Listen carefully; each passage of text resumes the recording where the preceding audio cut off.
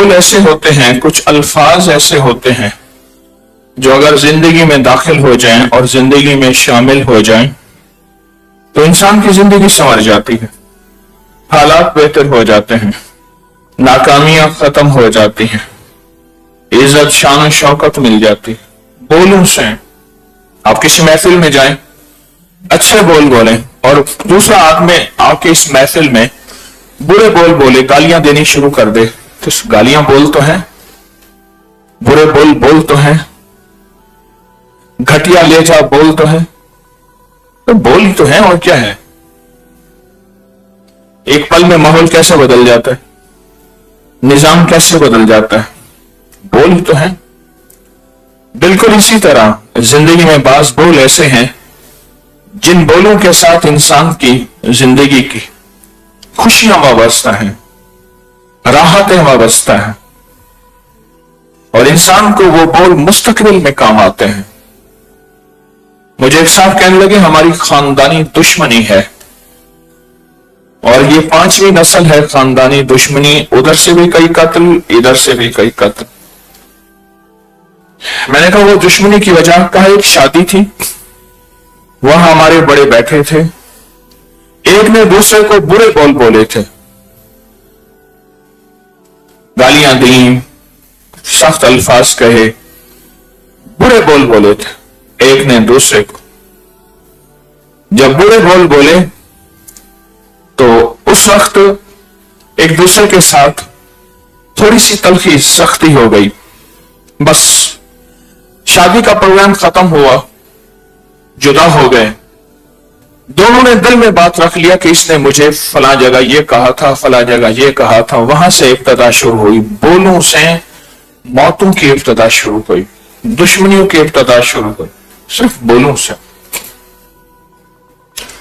ذکر بول تو ہوتے ہیں، تسبیح بول تو ہے، قرآن پاک کی صورتیں یا آیتیں بول تو ہیں، یہ صرف بول تو ہیں، لیکن ان بولوں سے کیا فیصلے ہوتے ہیں زندگی میں، تقدیر میں، انسان کی قسمت میں، انسان کے بخت اور مقدر میں کیا فیصلے ہوتے ہیں۔ ایک بندے بولوں کو پڑھتے ہیں، ہمارے الفاظ کو گنتے ہیں، تولتے ہیں۔ ایک میرا رب بولوں کو پڑھتا ہے، ہمارے الفاظ کو گنتا ہے اور تولتا ہے۔ اللہ کی بھی تول ہے، بندوں کی بھی تول ہے، اللہ کی بھی تول ہے اور بندوں کی بھی تول ہے۔ جو بندوں کی تول ہے وہ کمزور ہو سکتی ہے۔ کسی بندے نے میرے بارے میں جو بول بولا، وہ بول میری خیرخواہی کا ہو سکتا ہے۔ باپ کبھی بھی دشمن نہیں ہوتا، کبھی دشمن نہیں ہوتا، اور باپ اگر نصیحت کے بول بولے یا کہے کہ بیٹا یہ مشقت کر لو، یہ محنت کر لو، تمہارا مستقبل بن جائے گا، اور بندے اس دن سے لے کر آج تک باپ کے ساتھ بائیکاٹ کیے ہوئے ہوں، ان کے ساتھ پورا بائیکاٹ چل رہا ہو، تو وہ زندگی کے ناکام فیصلے کر رہے ہیں، خطرناک فیصلے کر رہے ہیں، اور یہ ناکام اور خطرناک فیصلے زندگی میں ایک وقت آتا ہے انسان کو بہت نقصان دیتے ہیں، بہت نقصان دیتے ہیں۔ باپ کہتے ہیں ابھی تو ان کے ہاتھ میں کچھ نہیں ہے، انہوں نے میرے ایک بول پہ یہ بائیکاٹ کے فیصلے کی ہیں، جب ان کے اختیار میں سب کچھ آئے گا پھر میرے ساتھ کیا کریں گے؟ ابھی تو چھوٹے ہیں نا، کہ ان کے اختیار میں کچھ نہیں ہے اور انہوں نے میرے ساتھ بائیکاٹ کے فیصلے کیے ہوئے ہیں، جبکہ سب کچھ ان کی خیرخواہی کے لیے تھا، ہے، ہوگا۔ باپ دشمن نہیں ہوتا۔ ہمارے ذکر، ہمیں تسبیحاں جو اعمال کر رہے، ان بولوں میں کیا طاقت ہے اور کیا تاثیر ہے، عرشوں سے فیصلے ہوتے ہیں۔ دنیا میں بعض انسان بولوں سے مغالطہ کھا جاتے ہیں کہ شاید یہ بول میری زندگی میں مجھے ذلیل کرنے کے لیے، رسوا کرنے کے لیے، پریشان کرنے کے لیے، میرا تماشا دیکھنے کے لیے ہیں۔ بعض اوقات انسان مغالطہ کھاتا ہے، اللہ مغالطہ نہیں کھاتا، اللہ مغالطے سے پاک ہے، اللہ مغالطے سے پاک ہے۔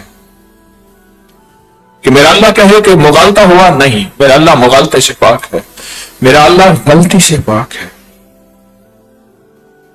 میرا اللہ خطا سے پاک ہے، میرے اللہ کے ساتھ خطا کا معاملہ نہیں ہوتا۔ میرا اللہ خطا سے پاک ہے. میرے رب کو وہ بول دیں جو میرا اللہ سن کے میرے لیے خیر کے، برکت کے، رحمت کے، راحت کے، سکون کے، چین کے، عافیت کے فیصلے کریں. یہ بول بھی تو ہوتے ہیں کہ کہا کہ میرے بندے نے فلاں جگہ یہ بول بولے تھے، یعنی فلاں ذکر کیا تھا، اور اس ذکر پہ وعدے ہیں تجھے بھی، تیری نسلوں کو بھی، نسلوں کی نسلوں کو بھی، ان کی نسلوں کو بھی، پھر ان کی آگے بھی پالوں گا، پال کے دکھاؤں گا. جس میں بعض اوقات آپ نے سنا ہوگا کہ 7 نسلوں کے پلنے کے وعدے، بعض اوقات 5 نسلوں، اور بعض اوقات قیامت تک کی نسلوں کے پلنے کے وعدے ہیں ان بولوں کے ساتھ. وہ بول اذکار، تسبیحات، فلاں دعائیں، فلاں عمل، فلاں یہ چیز ایسی جس سے نسلوں کے پلنے کے وعدے ہیں. نسلوں کے پلنے کے وعدے کہ میں تمہاری نسلوں کو پالوں گا اور نسلوں کو پال کے دکھاؤں گا. یہ جتنے بھی گدی نشین ہیں، پیر ہیں، مجاور ہیں درباروں کے، پل رہے ہیں.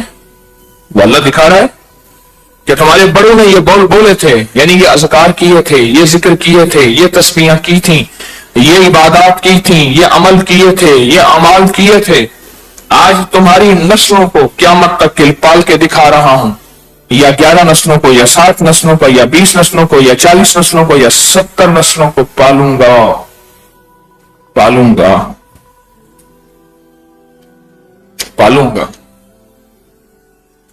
ان بولوں میں طاقت اور تاثیر ہے، ان میں قوت ہے. ان میں ایک بول سورت قریش ہے. چھوٹا سے بول ہیں. سورت قریش کی چند آیات. کتنی آیات ہیں دیکھنا ذرا سورت قریش کی. 4. سورت قریش کی چند آیات ہیں. سورت قریش کی چند آیات ہیں، اور ان چند آیات میں ایک طاقت اور تاثیر کا منبع ہے، ایک کمال اور وجدان کا منبع ہے، ایک شکل و صورت ایسی جو نظر نہیں آتی، اس کا ایک انداز ہے، اس کا ایک پیٹرن ہے کہ سورت قریش میں ہے کیا. وَآمَنَهُمْ مِنْ خَوْفٍ. بندوں تمہیں 2 چیزوں کا خوف ہے، 2 چیزوں کا، ایک بھوک کا، ایک امن. پڑھو لیلا فی قریش. اطعمہم من جوع. تمہیں کھانا دوں گا بھوک میں. قرضے، مہنگائیاں، ہاں قرضے اور مہنگائیاں. اطعمہم من جوع وآمنہم من خوف. جادو کا خوف، دشمن کا خوف، قاتلانہ حملے کسی وار کا خوف، آسمانی بجلی گرے یا آسمان پھٹے اور آسمان سے پانی کا پہاڑ، پانی کا دریا بہہ جائے. جو ہو رہا، جو واقعات پوری دنیا میں ہو رہے، شاید اس سال کچھ بڑھ ہی گئے ہیں. ہمارے گناہ، ہماری خطائیں. اب یہ آسمان کا پھٹنا بھی حکومت کی سازش ہے، امریکہ کی سازش ہے. سوچیں تو صحیح، کسی کی سازش ہے. اس نے کہا کہ یہ ملک سازشوں میں گھرا ہوا ہے. ہوگا. میرا سیاسی مزاج، سب سیاسی لوگ میرے لیے قابل احترام، پر یہ آسمان کا پھٹ جانا، بادلوں کا پھٹ جانا، اور بادلوں کے پھٹنے کے بعد بادلوں میں سے پانی کے دریا بہ گئے. پانی کے 2 وعدے اس میں خاص ہیں. ایک بھوک کا وعدہ ہے اور ایک خوف کا وعدہ ہے. بھوک اور خوف کے 2 وعدے موجود ہیں، اور انسان کی زندگی میں آپ دیکھیں تو 2 وعدے ہیں کہ میرے بچے کہاں سے کھائیں گے، میں کہاں سے کھاؤں گا. میری اولاد کہاں سے کھائے گی، میں کہاں سے کھاؤں گا. میری نسلیں کہاں سے کھائیں گی، میں کہاں سے کھاؤں گا. کہاں سے کھاؤں گا. جائیدادیں، ریاستیں، پراپرٹیاں، سونا، چاندی، ہیرے، کرنسی سنبھال سنبھال کے میری نسلیں کہاں سے کھائیں گی اور میں کہاں سے کھاؤں گا. بھوک. پھر امن کہ اس مال، اس اسباب کی حفاظت کیسے ہوگی. میری صحت کی حفاظت، میری جان کی حفاظت، میرے دل دماغ کی حفاظت، میرے گردے اور جگر کی حفاظت. یہ حفاظت کیسے ہوگی؟ میں سواری، مجھے ضرورت ہے، پر وہ سواری کی حفاظت کیسے ہوگی؟ حادثوں سے، خراب ہونے سے، کہیں گرنے سے، کہیں ایکسیڈنٹ سے، کہیں سے اس کی حفاظت کیسے ہوگی؟ حفاظت. مجھے اولاد چاہیے، پھر اس کی حفاظت کیسے ہوگی؟ دن رات باپ اور ماں اور خاص طور پہ ماں، اس کا دل کیسے تڑپتا ہوگا اولاد کو دیکھ کے. یہ سارا امن میں ہے. حفاظت سب امن میں ہے. گرمی ہے، حبس ہے، ہم نے اتنے بڑے پنکھے ایگزاسٹ چلائے ہوئے ہیں. سانسوں کی حفاظت، جان کی حفاظت کہ دم نہ گھٹ جائے. ہمیں زندگی میں دو چیزیں چاہیے. ایک ہماری ضروریات جس کو بھوک کہا اللہ نے. جو کے معنی اصل میں ندی کے ہیں. ایسا چشمہ جس سے سیراب ہوں. جو اس چشمے کے ہیں جس سے سارے سیراب ہو جائیں. اس پانی سے انسان پی بھی لے، دھو بھی لے، کپڑے بھی، برتن بھی، کھانا بھی پکا لے، زندگی کی ضروریات. بھوک سے مراد وہ ضروریات ہیں جو انسان کی زندگی میں سدا رہتی ہیں. اس سے مراد بھوک ہے، ہر پل کی ضروریات. اس پہ ایک بندہ تھا، مجھے اس کی دعا یاد ہے. مجھے اس کی دعا یاد ہے. کہتا تھا اللہ کبھی مجبور نہ کرنا. اور میں ایک بابا جی کی بات سنی تھی، وہ کہتے تھے شالا لوڑ دی تھوڑ نہ ہوئے. لوڑ دی تھوڑ جی شاید یہ لوڑ ہوئے، یعنی جو چیز ہمیں چاہیے اس کی تھوڑ نہ ہوئے، اس کی کمی نہ ہوئے.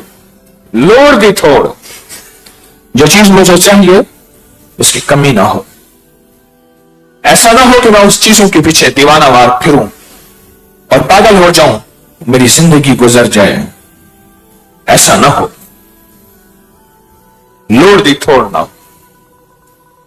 اور وہ کہتے تھے یا اللہ کبھی مجبور نہ کرنا، یعنی بے بس نہ کرنا کہ میں مجبور ہو جاؤں، میں بے بس ہو جاؤں. سورۃ قریش ہماری زندگی میں ہمارا ساتھی ہے.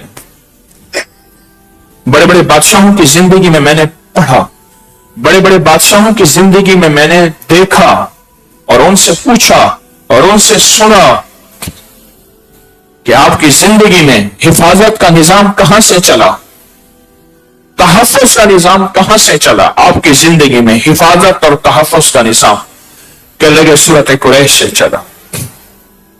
سورۃ قریش. آپ کو میں نے عرض کیا تھا کہ کھانے کے بعد صرف 3 دفعہ پڑھ لیں. کھانے کے بعد صرف 3 دفعہ پڑھ لیں، صرف 3 بار کھانے کے بعد پڑھ لیں. اور اس کو یاد کریں. کھانے کی دعا پڑھ لیں الحمدللہ. صرف الحمدللہ پڑھنا بھی پوری دعا ہے. اور الحمدللہ الذی اطعمنا وسقانا وجعلنا من المسلمین دعا ہے. اور دعوت کی دعا اللہم اطعم من اطعمنی واسق من سقانی دعا ہے. اور کسی کو اگر یہ دعا نہیں آتی الحمدللہ پڑھ لیا تو بھی دعا ہے. لیکن اگر پوری دعا یاد کرے گا تو اس کے کمالات، اس کی برکات، اس کی تاثیر وہ ہوگی جو انسان کے گمان خیال میں نہیں. سورۃ قریش جو کھانے کے بعد 1 دفعہ پڑھے گا اللہ پاک اس کو اعلیٰ دسترخوان دیں گے، اچھا دسترخوان دیں گے. اس کے رزق میں برکت وسعت ہوگی، دسترخوان بڑھ جائے. اور اس سے جو طاقت ملے گی، اس کھانے سے جو طاقت ملے گی وہ طاقت اور تاثیر عبادات میں خرچ ہوگی، نافرمانی میں خرچ نہیں ہوگی. اور اس کے بعد اللہ پاک جل شانہ بڑی بڑی بیماریوں سے بچاتا ہے. اور جو دوسری دفعہ پڑھے گا اس کا کیا فائدہ ہے؟ دسترخوان وسیع ہوگا، رزق وسیع ہوگا. اور جو تیسری دفعہ پڑھتا ہے اللہ اس کی نسلوں کو، 7 نسلوں کو وسیع رزق عطا فرمائیں. ایک سوال ہے، ہم سب سوچیں کیا رزق کا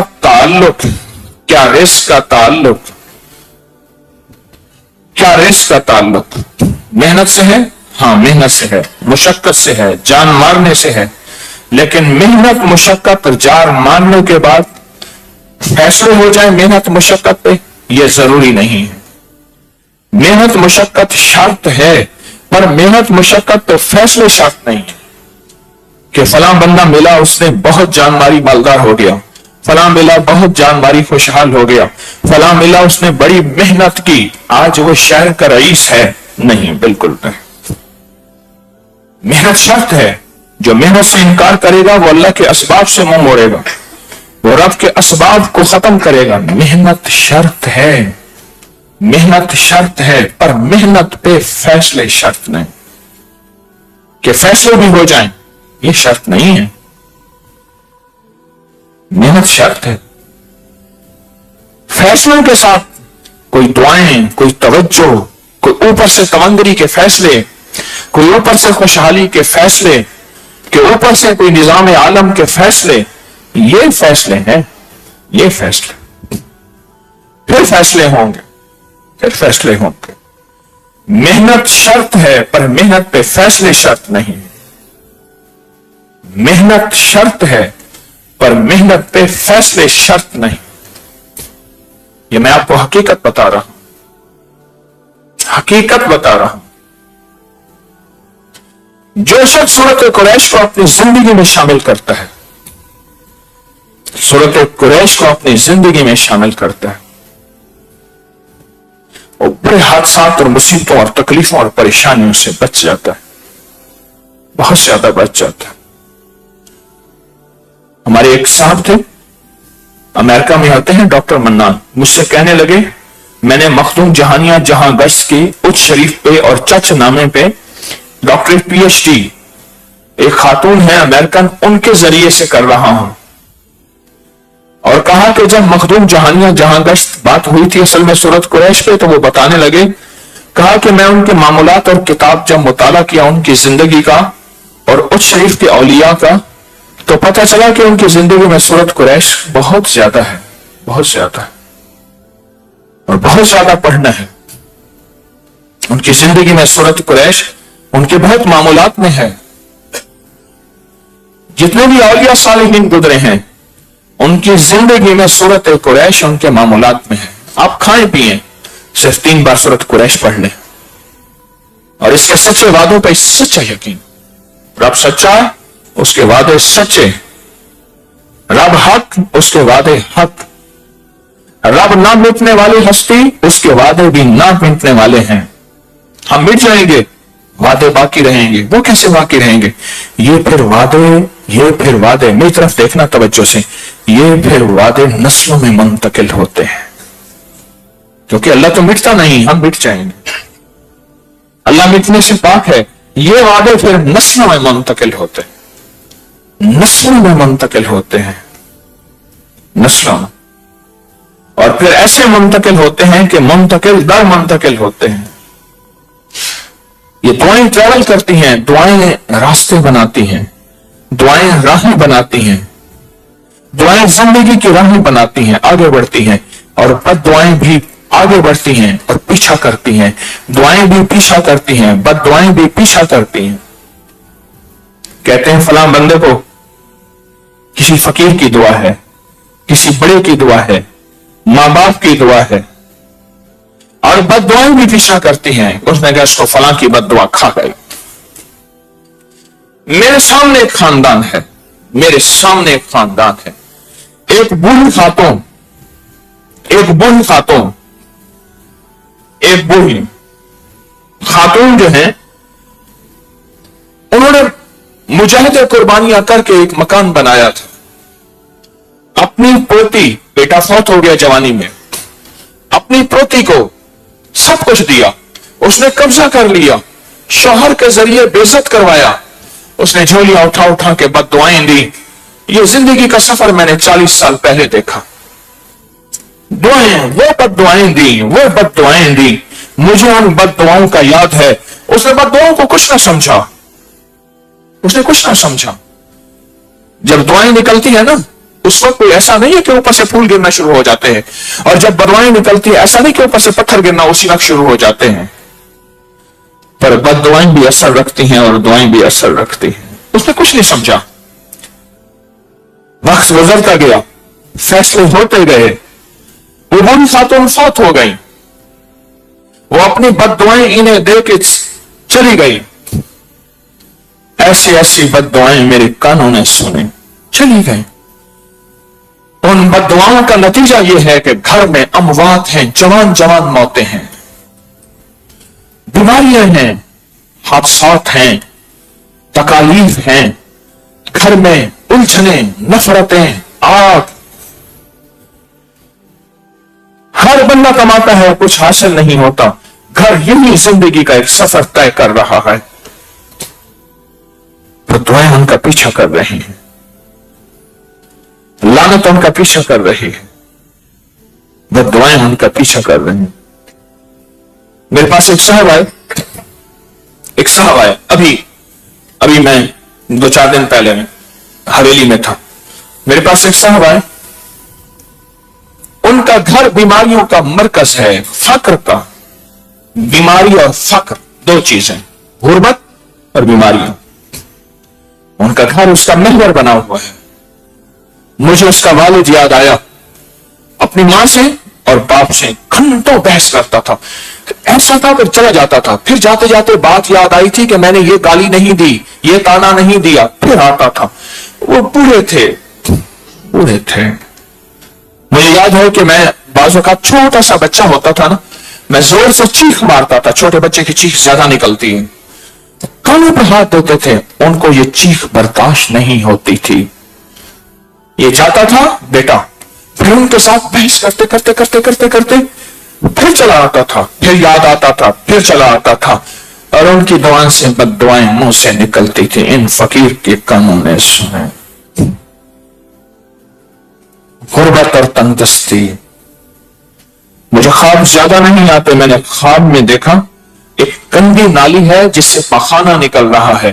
وہ ایسی اس گندی نالی کے ساتھ بیٹھا ہوا ہے اور اس کے جسم پہ سڑک کی تار کو لپ نہیں ہوتی, یہ لگی ہوئی ہے, اور کہتا ہے مجھے عذاب ہے.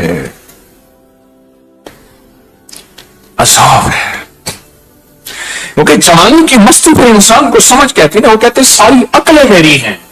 ماں باپ تو بے وقوف ہیں. پھر انسان 100% بائیکاٹ کی شکل میں آتا ہے اور پوری طاقت کے ساتھ بائیکاٹ کرتا ہے, اور اپنے لیے فیصلے غلط کرا کے اور پتہ چلا کہ باپ کو یا ماں کو فلاں کو تھوڑی سی تکلیف ہوئی اور وہ چلا گیا, اور ان کے اندر سے جو آنی تھی وہ تیرے سارے راستے بند کر دیے. اس نے کر لیا اپنی جتنی محنت کرنی ہے, جتنی جان مارنی ہے, جتنی قابلیت دکھانی ہے, جتنی اپنا فن اور فنکاری دکھانی. ان کی بعض اوقات نا بد دعائیں ہوتی ہیں, بعض اوقات بد دعائیں نہیں ہوتی, آہیں ہوتی ہیں. کیا ہوتی؟ آہیں ہوتی ہیں. میں تو اس کی خیر خواہی چاہ رہا ہوں. یہ اس کو اپنی تذلیل اور توہین سمجھ رہا ہے. میں تو اس کی خیر خواہی چاہ رہا ہوں. اس اور نہیں یہ خیر خواہی ہے. یہ کہتا ہے, امام شیخ سعدی رحمۃ اللہ علیہ نے فرمایا, سخت سردی تھی, سانپ ٹھٹرا ہوا تھا, بالکل ٹھٹرا ہوا تھا, سخت سردی تھی, سانس ٹھٹرا ہوا تھا سانپ. تو ایک بندے کو عصا کی, ڈنڈے کی ضرورت تھی. اس نے دیکھا ایک ڈنڈا ہے بڑا چکنا خوبصورت سا, اس نے اس کو ڈنڈا بنا کے چلنا شروع کیا. دھوپ نکلی تو اس میں حرکت پیدا ہوئی, تو وہ تو سانپ تھا, اس نے ڈس لیا. ظاہر میں سمجھ, نظر کچھ اور آتا ہے. دو چیزوں کی زندگی اس میں موجود ہے, دو چیزوں کی زندگی, دو چیزوں کے وعدے, دو چیزوں کا تحفظ اور دو چیزوں کی عطا اور عنایت. ایک بھوک, اور بھوک سے مراد انسان کی زندگی کی ساری ضروریات. اولاد جوان ہے, ان کے لیے گھر چاہیے, ان کے لیے پیشہ چاہیے, ان کے لیے رزق کا کوئی وسیع ذریعہ چاہیے, یا میں اب بڑا ہوں مجھے چاہیے. بھوک, جو چاہیے. اور پھر اگر میرے پاس ہے تو پھر امن چاہیے. مال آیا, امن چاہیے. حسن ہے, مجھے امن چاہیے میرا حسن ضائع نہ ہو، وقار آیا تو امن چاہیے مجھے کوئی تذلیل نہ ہو، صحت آئی تو امن چاہیے کہ اس امن میں مجھے کوئی بیماری روگ نہ لگ جائے، مجھے دل ملا تو امن چاہیے کہ دل صحت مند رہے، گردے ملے تو امن چاہیے گردے ہمیشہ صحت مند رہیں، ایسا وقت نہ آ جائے کہ میرے گردے ختم ہو جائیں، پتھری میں یا فیل ہو جائیں اور دنیا کہے کہ اب گردے دھلوانے ہیں ڈائلسس۔ مجھے آنکھ ملی ہے تو پھر آنکھ میں کا بھی امن چاہیے، کان کا بھی امن چاہیے، مجھے گھر ملا ہے تو گھر کا بھی امن چاہیے، کاروبار ملا ہے تو کاروبار کا بھی امن چاہیے، مجھے کوئی متاثر نہ کرے، میری روزی نہ چھینے۔ زندگی تو بھوک اور امن کے ساتھ ہے۔ قرآن کے 2 لفظ ہماری ساری زندگی پہ غالب اور محیط ہیں، قرآن کے 2 لفظ ہماری ساری زندگی پہ غالب اور محیط ہیں، ایک بھوک جو جس کو میں کہتا ہوں لوڑ ضرورت انسان کی، اور ایک امن چاہیے، امن چاہیے۔ اگر یہ ہوا تو کام بنے گا ورنہ کام نہیں بنے گا۔ ہمارے مخلص ہیں، وہ کہنے لگا کہ میں نے اسلام آباد سے اندرون کشمیر جانا تھا، ہیلی کاپٹر کے مجھے اور ان کے سارے عملے نے کہا کہ مری کے اوپر ہوائیں فضائیں نظام وہ نہیں ہے جو ہیلی کاپٹر برداشت کر سکے، ویدر موسم نہیں ہے۔ کہنے لگا میں نے ضروری جانا ہے، مجھے بتا رہے تھے میں نے ضروری جانا ہے۔ اس نے کہا نہیں جا سکتے۔ اس نے کہا آپ چلو میں اللہ کا کلام پڑھتا ہوں۔ کہا میں نے سورۃ قریش پڑھنی شروع کر دی 101 بار کی نیت کر کے۔ انہوں نے ہیلی کاپٹر اڑایا، سردار عتیق صاحب وزیر اعظم رہے کشمیر کے، وہ مجھے بتا رہے، کہا ہیلی کاپٹر اڑایا، مری کے اوپر سے گزر گئے، میری جو بھی مصروفیات تھیں وہاں وہ مصروفیات میں واپس میں آیا اسلام آباد میں، واپس بھی وہی ماحول تھا جس کو ویدر کہتے ہیں، وہی موسم تھا جس موسم کے مطابق ہیلی کاپٹر وہاں سے نہیں گزر سکتا۔ میں واپس آیا، ہم حیران تھے یہ کیسے ممکن ہوا، یہ کس طرح ہوا؟ اس نے یہ سورۃ قریش کی برکت سے ہوا۔ کیسے ممکن؟ تو ممکن نہیں ہے، واقعی کچھ چیزیں ایسی ہوتی ہیں ممکن نہیں ہے۔ 1988 میں 88 میں رمضان تھا، اگر میں 88 کہہ رہا ہوں تو ٹھیک ہے، اوجڑی کیمپ کا واقعہ 88 رمضان تھا، بم پھٹے، بندے مر گئے، کہا کہ پورا شہر خالی کرائیں، اور پورے شہر اگر خالی نہ ہوا تو جتنا زیر زمین بم پڑے ہیں اگر پھٹ گئے تو ہر چیز ختم ہو جائے گی، ذرہ ہو جائے۔ اللہ پاک جنت عطا فرمائے۔ جنرل جاوید ناصر صاحب کو پچھلے سال فوت ہوئے 24 میں، کہنے لگے کہ مجھے رات کو جنرل ضیاء الحق کا فون آیا، اطلاع آئی، فوراً پہنچو، اور انہوں نے مجھے مشن دیا۔ میں نے سب کو کہا فوجیوں کو روزے رکھو، گزشتہ سے توبہ کرو، اعمال کرو، اور اللہم انا نجعلک فی نحورہم ونعوذ بک من شرورہم اللہم استر عوراتنا وآمن رواتنا۔ وہ اس کے عامل تھے، اللہ کے ولی تھے۔ کہا کہ میں سالانہ 150 قرآن پڑھتا ہوں، 150۔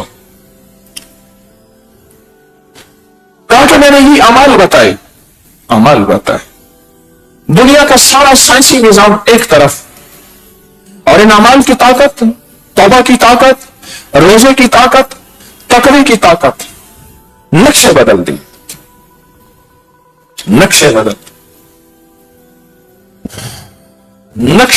دیے۔ اور کوئی سائنسدان انگریز مسلمان ہوئے، نیٹ پہ اس کی ساری ہسٹری پڑھی ہے، مسلمان ہو گئے، یہ کیا ہو گیا؟ ایسا بھی ہوتا ہے؟ ہاں ہوتا ہے۔ جنرل صاحب سے میں نے خود سنا، کہنے لگے کہ میری اوکارا کینٹ میں کوئی میٹنگ تھی، ट्रेन का वक्त था, मैंने जाना था पिंडी, ट्रेन आ गई, एक फाइल थी मैं भूल गया। अभी ट्रेन को कुछ देर थी, मैंने ड्राइवर को कहा भाग के ले आओ। इस दौरान ट्रेन जो है वो आ गई, या ट्रेन खड़ी थी, मैं उसमें बैठ गया,